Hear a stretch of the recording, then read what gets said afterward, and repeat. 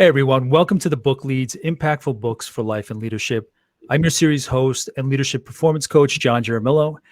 This podcast series is about getting to the books that have impacted the lives of the people in my network. So these are great leads that I'll be interviewing to get to those books. I want to know how this book, whatever we cover in any given episode, has contributed to most or a lot to who they are, what they do, and the value they create.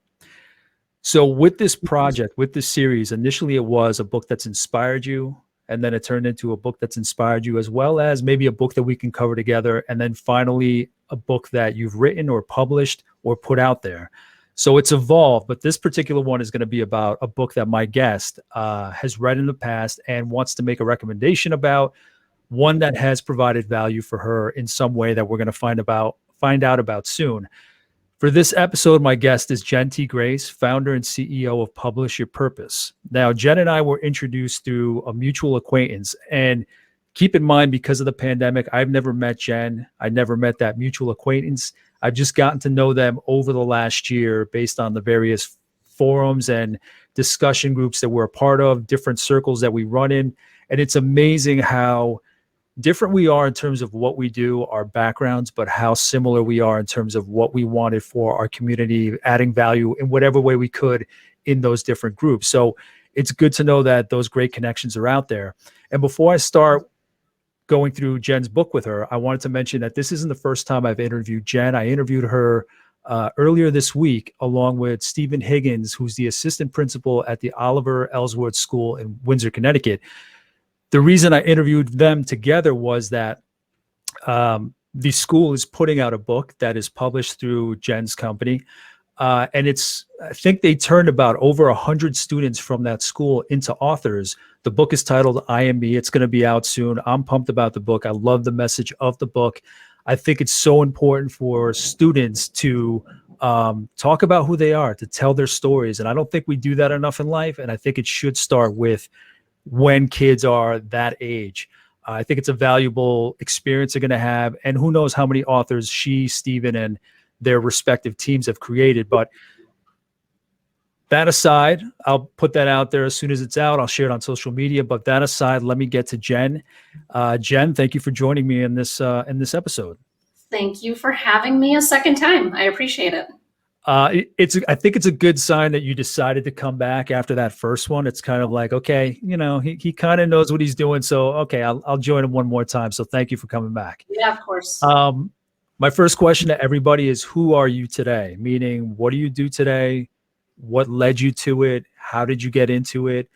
Just an overview of who you are, because I want to tie who you are and what you do to the book that you're recommending and the values you're taking away from it. So any kind of background you can give us on who you are would be great.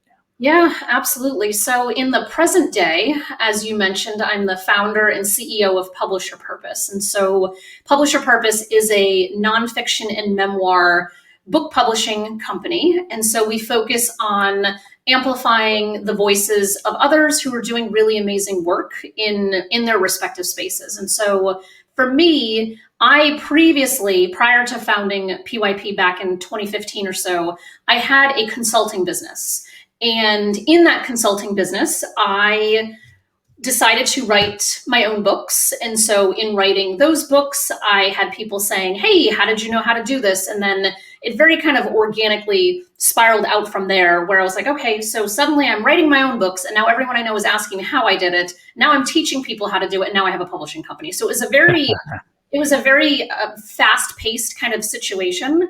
Yeah. But in relation to the book that I want to talk about, which we'll get to, is that my background is marketing. And so in my consulting work, I did a lot of marketing for Fortune companies around financial services and in the insurance industries. And so in the work that we do with our authors, a lot of times we're talking about marketing, because it's one thing to write and publish a book, but it's a whole other thing to actually get people to know that it exists, read it, and be impacted by it, which then brings results to the author themselves. So just wanted to kind of put that in there because it will be relevant shortly. Of course.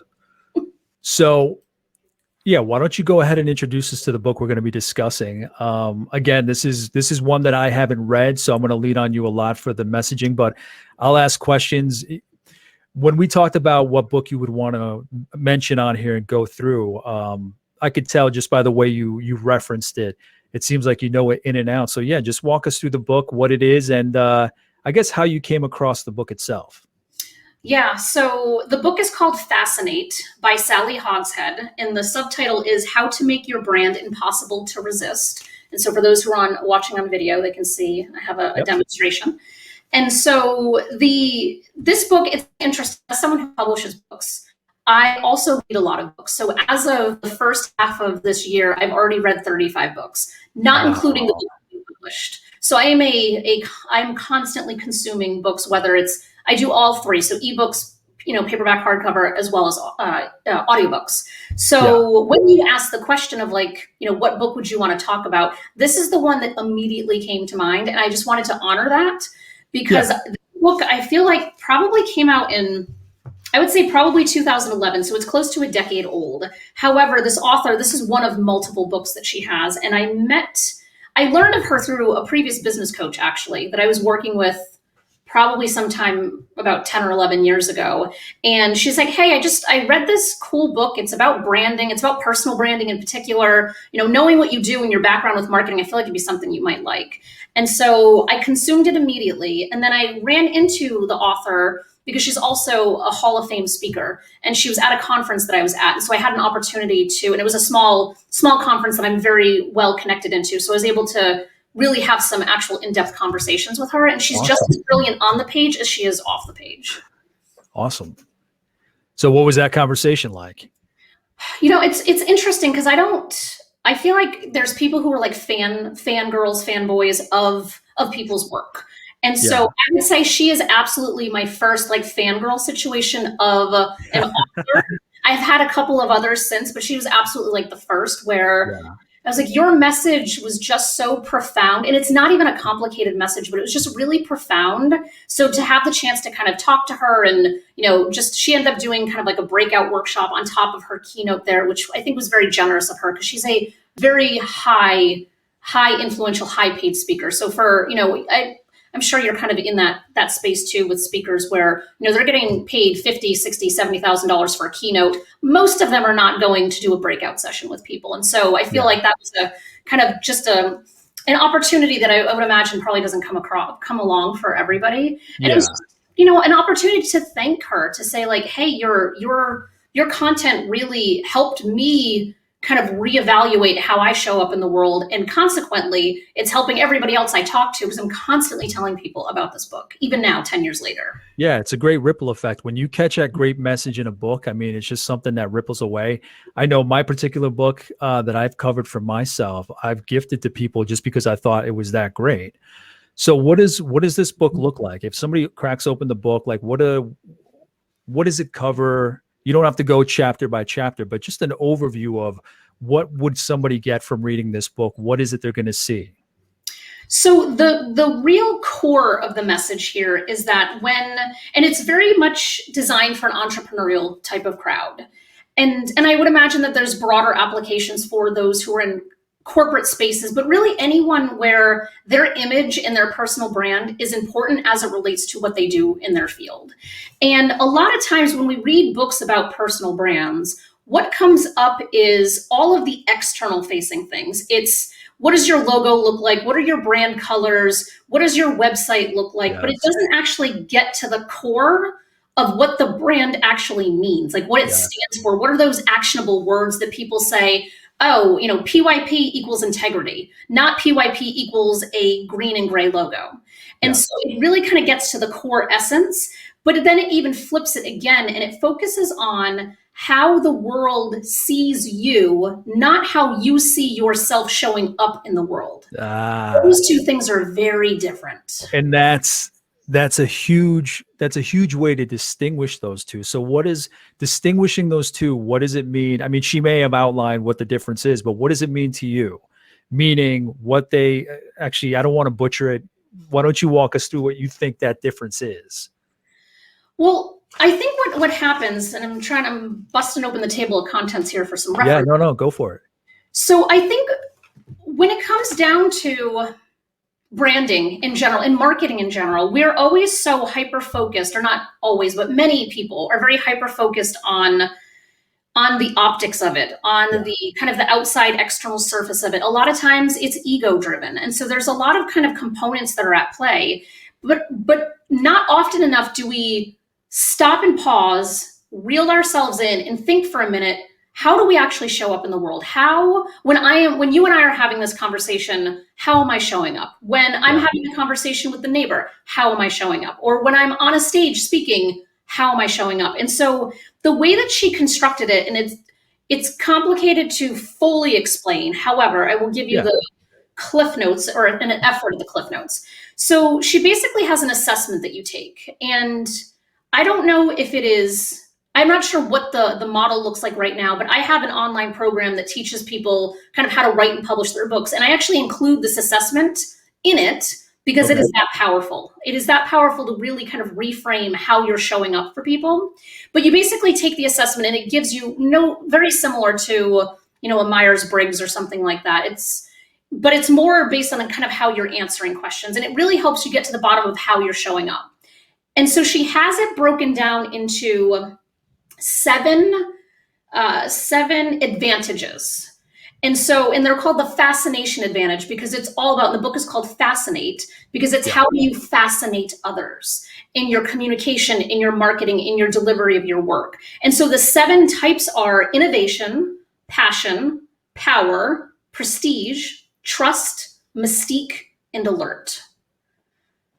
That's a lot, right? So there's 7 of these core elements. And so you have kind of your primary, imagine it running along like an x-axis. And then you have your secondary going along a y-axis. And then ends up being 49 different archetypes that you could possibly be. So it basically says, I lead with power, and secondarily, I lead with prestige. Or I lead with innovation, secondarily, I lead with passion. And so then it gives you this archetype, and it basically gives you a lot of actionable ways that you can really leverage that archetype in how you show up in the world. And so it gives you like a very bite-sized framework that other books of hers go into much more detail on. Okay.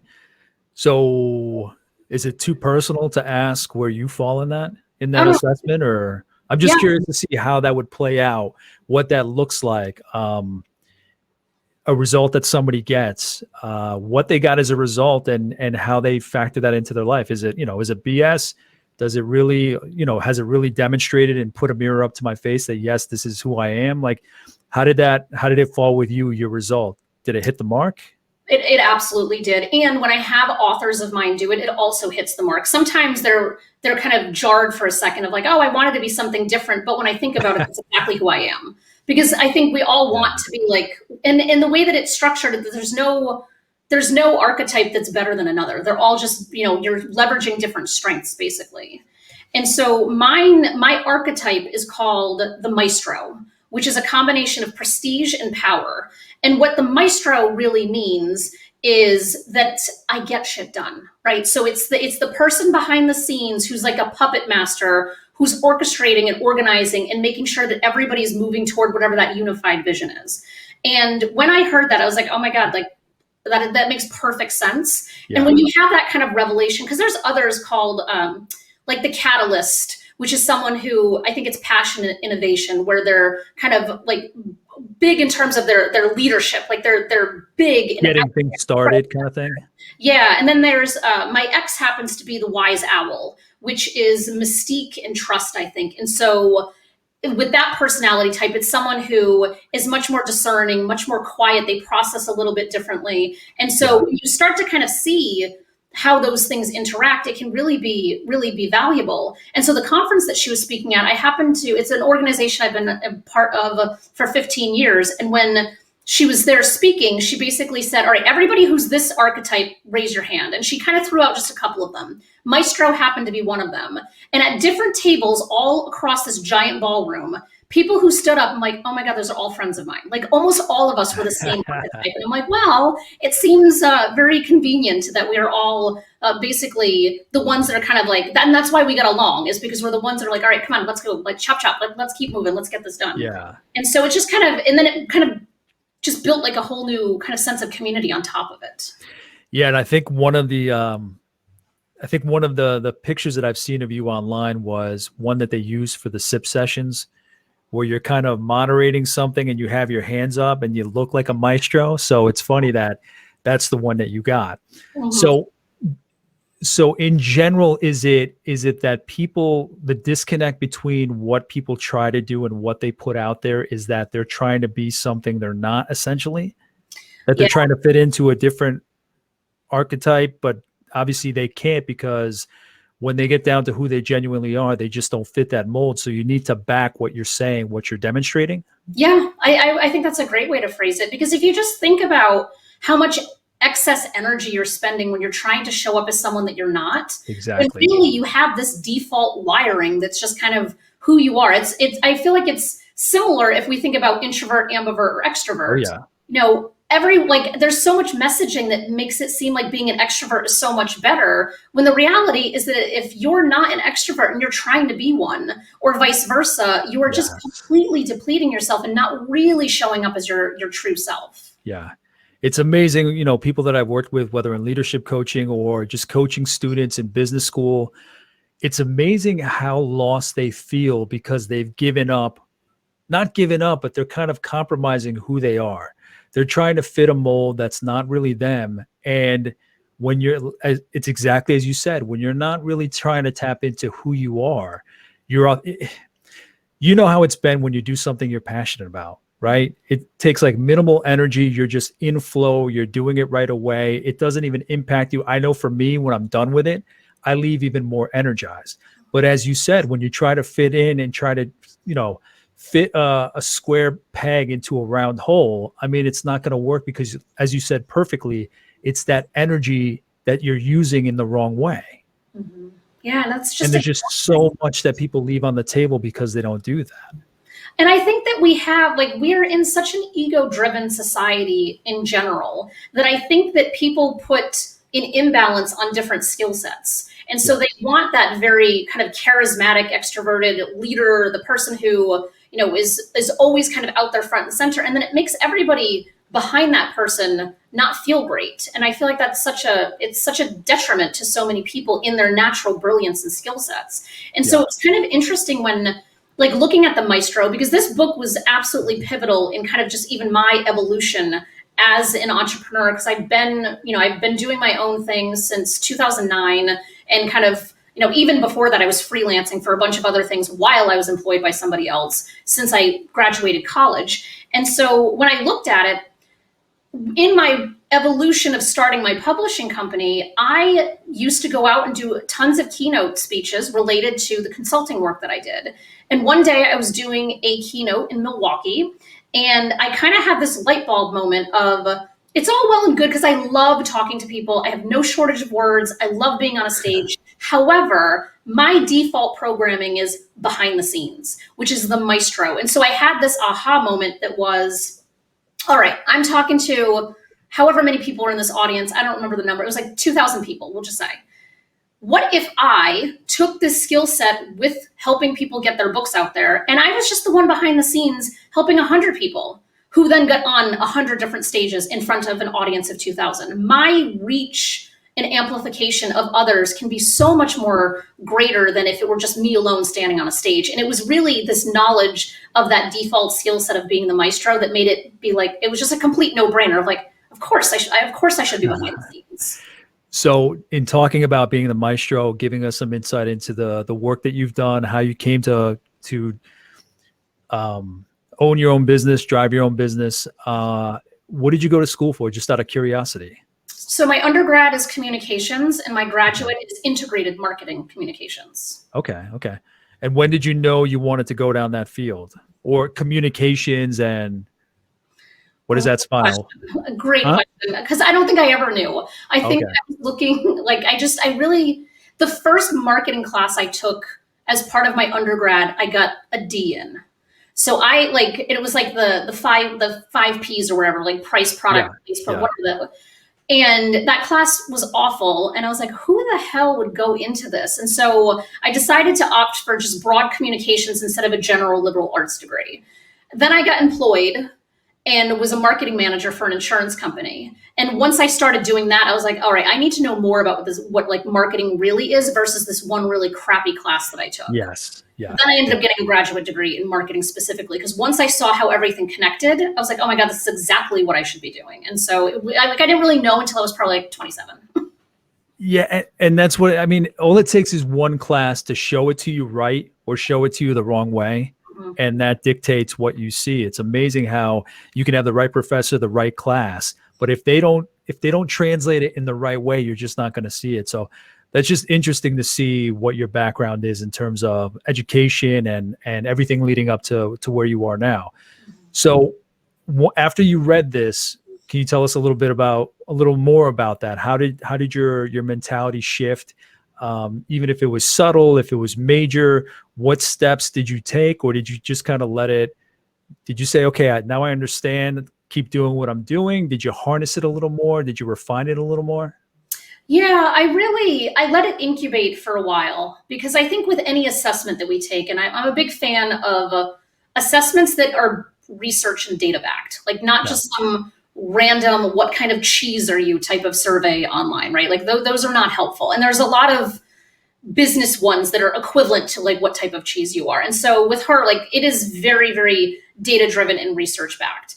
And so I just kind of let it simmer for a while to just try to figure out like, okay, how can I use this? But it really kind of came up that those couple of years later when I was really evaluating, do I want to continue consulting, or am I going to listen to this call of people saying, I need you to help me with my book? Because it wasn't like, if you had asked me if I'm going to start a book publishing company, I would have said, you're crazy. Like, why would I do that? And so, so I think our evolution is kind of, who knows where the universe is going to take us. But it wasn't until I started working with other people who I kind of forced into taking the assessment. So like I was saying before, we have a couple of programs that really just help people either with the writing or with the publishing. And for them to get aha moments to see how they're showing up naturally, to then translate that into their marketing efforts for their companies broadly, but then their books specifically, it was really kind of powerful, because then I could see recurring archetypes coming up over and over again. And I'm like, okay, if this person's a catalyst, then I know for a fact that I can tell them that a piece of their strategy from a marketing standpoint should be getting on podcast or video interviews or things like that, because a catalyst is going to show up strong there. But if I get somebody who is more of the quiet type and many of the mystique advantage that's in there, I'm not going to try to force them to get on video, because that's going to be a very uncomfortable place for them. And so the more you can kind of understand who you are and how you show up, the more you can see, you know what, I don't like being on a stage, or I don't like being on video, or I hate writing. And so wherever you fall, there's going to be another marketing avenue for you. It's just a matter of going with the one that feels good, instead of, like there's absolutely something to be said about getting outside of your comfort zone. And I tell my audience to do that all the time too. But there's also a line before you're doing it in a way that is unhelpful and actually detrimental. Yes. Yeah. Even unhealthy. Yeah. Like you said. How many were on that list? How many factors, or how many, was it 9 or 10? There are 7. So it's 7 by 7, which comes up with 49 different options to be. Are there any others that you would, having read the book years ago, having utilized it yourself, having seen, different clients come in and doing different work and seeing different books published, are there any others that you would add to that list? What I see kind of come up most frequently is really the people that have innovation and power as part of their archetypes. And I'm looking at the book itself. And so in this version of the book, because I believe it was I think this is like an author review copy of the book, if I'm not mistaken. So it's not fully complete, but it doesn't even have the actual archetypes listed on it yet. It has words. So like some of them, like when it's power and trust, for example, that means that you would show up as prominent, genuine, and sure-footed. And again, it's all kind of based on all sorts of different things. But if you have power and prestige, it could be ambitious, focused, and confident. But if it's prestige and power, which is the reverse, it's respective, competitive, and results-oriented. So one leads a little more than the other based on the results. Yep, and they're called archetype twins. Basically, when you have the reverse of the one that you might have. And so there's obviously a lot of overlap and similarity, but it does mean that you lean a little bit toward one versus the other. But I do see passion and innovation consistently coming up with a lot of people that I work with, which I feel like is not really surprising, because I feel like if you want to write a book and go through the headache and heartache that entails, you have to be very passionate about what you're doing. Are there any types that have come through in your work where you've said, this is a new one, this is one I haven't read about, or is there anything at all that comes through as kind of not something you would have expected or hadn't heard of or experienced? I think it's the mystique advantage in particular that comes up the least frequent. Okay. And the way that, let's see, mystique says like steadfast, composed, and structured, or let's see, realistic, intentional, to the point, astute, elegant, discreet. Like these are all, like, again, there's no one that's better than another. They're all just kind of different descriptors to it. And it just happens to be that an ex of mine happens to be that had the mystique. And then when you kind of look at it, where hers was the wise owl and I was the maestro. And so for her, it was, I need time to process. I need time to kind of think. And meanwhile, I'm like, let's have all the ideas and throwing everything at once. And you can kind of see where the communication breakdown might actually occur when you have people who are just think very, very differently, even if you have a lot of other commonalities. Yeah. So how would you have people, just in general, not writers, not entrepreneurs, but anybody listening to this that isn't in any of those fields, what would you say to them about this book? How do you think this could help them? Again, just focusing in general, even somebody that's far away from these particular fields that you've dealt with, what is the benefit to understanding this kind of thing in the everyday? I think it just helps you be more of who you are all of the time. And I think for a lot of people, that might be covering some aspect of their identity. So maybe they're covering an intellectual disability, or maybe they're covering their sexual orientation, or maybe they're covering the fact that they have a child with autism. Like there's so many different things that people, whether you're in your neighborhood, at work, at a social gathering, there's a lot of things that we don't lead with. And so we're not leading with those things that are big kind of pieces of our identity.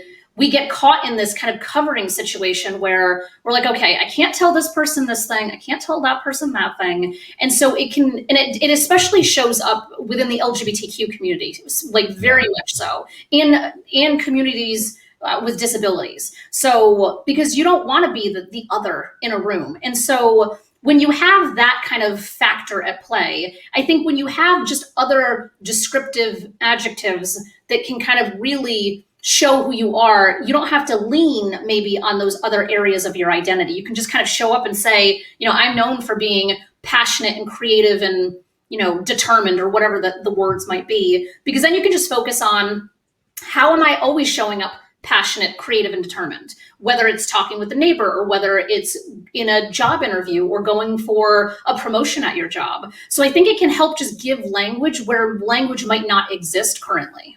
Yeah. So that's great to hear that this book is not only applicable to business and entrepreneurship, but that's the main thing that I want to get to with this series, is understanding that even if you believe a certain book is only applicable to certain areas, that guests such as yourself can just share. No, I mean, there's tenets, there's lessons here that you can apply in the everyday. So thank you so much for that. And then the final question is, what are you up to these days? Is there anything that you want to share with us? Any projects? If you want to tell us a little more about your company, anything you want to share with us at all? So I'm always up to something. And so Maestro. Exactly. So we have it's a Facebook group. So some folks are not super fans of Facebook, and I fully respect that. But we have a Facebook group called the Publisher Purpose Author Lab. And I run workshops in it on a pretty consistent basis. And our next workshop, I believe, will be starting the week of August 15th. And so it is a free workshop. You basically just show up every day for 5 days, and I spend a half an hour teaching something as it relates to either it's typically the writing aspect of your book, and then I spend another half hour answering questions. And so the purpose is to allow people a place to go to ask their questions as it relates to publishing, editing, marketing, all of the things that go into a book. Because if you are thinking about writing your own book, there is so much information out there and almost all of it conflicts. And so the purpose of this author lab is to allow a kind of safe container for authors to come to be able to ask whatever question is on their mind and get answers that are actionable and helpful for them, rather than doing a Google search that says how to write my book and being bombarded with millions of results. Yeah, you might. In all honesty, you'll probably see my face in the crowd just because I've been toying with that idea of writing something. And then, like you said, you go online and you do a search, or you ask different people the same kind of question, you get different responses. So it'll be good to sit down in one environment, with your experience, everything you've brought to market, to kind of learn that. So in all honesty, you'll probably see my face. You'll probably see my mug in your group.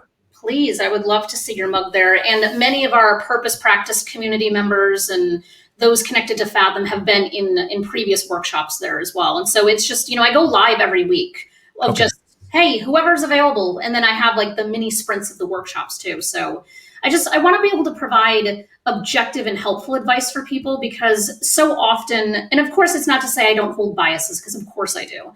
But at the same time, if somebody's asking a question that I can answer in 2 minutes versus them spending countless hours researching, I'd rather help them, even if it's technically pushing them away from, potentially working with me, because that's not necessarily the focus of this. It's more so like, how do we just educate people, first-time authors, to be more informed? So as they enter and figure out where they might want to publish, they have more concrete information that will help them from being taken advantage of.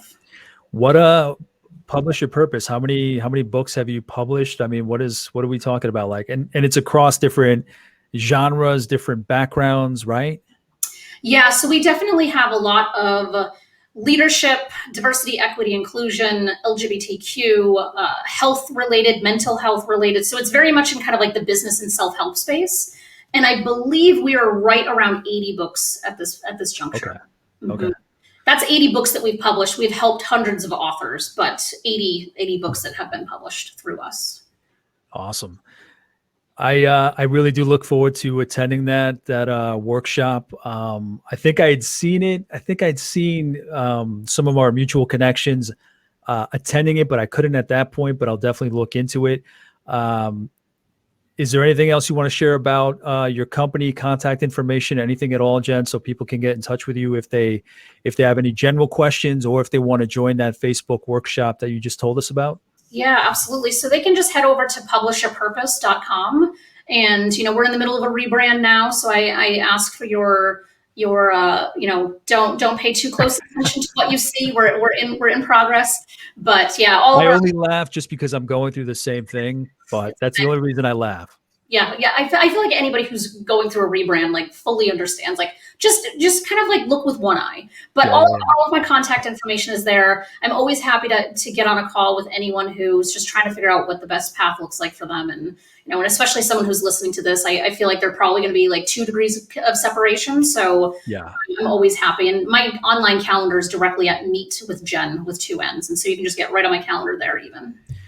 Okay. Yeah. And, I have all your contact information in terms of social media and whatnot. So when I put this out there, I'll share as much as I can, just to kind of, get things moving along even more as much as I can. I love the nature of your work, your company, what you're trying to do for people, especially the project for Oliver Ellsworth School. So I thought that was amazing. So if that's any indication of the kind of work, a piece of the work that you do, I think it's amazing. So thank you for that kind of work, and thank you for sitting down with me, Jenn. Yeah, thank you for having me. This was great. I'm so happy I got to fangirl out over Sally's work today. I wasn't going to use that term. I wanted to ask. You didn't go either way. You didn't say it until you mentioned it later. But I'm like, did you wig out? Did you go nuts? Oh my God, yeah. Oh yeah, I have no shame, none whatsoever. Yeah. Well, I mean, it's very rare that you get to see an author whose work you respect, much less who's impacted your work in your life. So no one can fault you for that. Yeah. And I think everyone who's listening to this, if you have that opportunity to see your author, your favorite author, at an event or doing a book signing or book reading, like, go and support them, because even if they're famous authors, they still want to know that they're making an impact. Yeah. And that's what resonated with me when you told me you spoke to her. Is I wonder how often authors do want to hear it.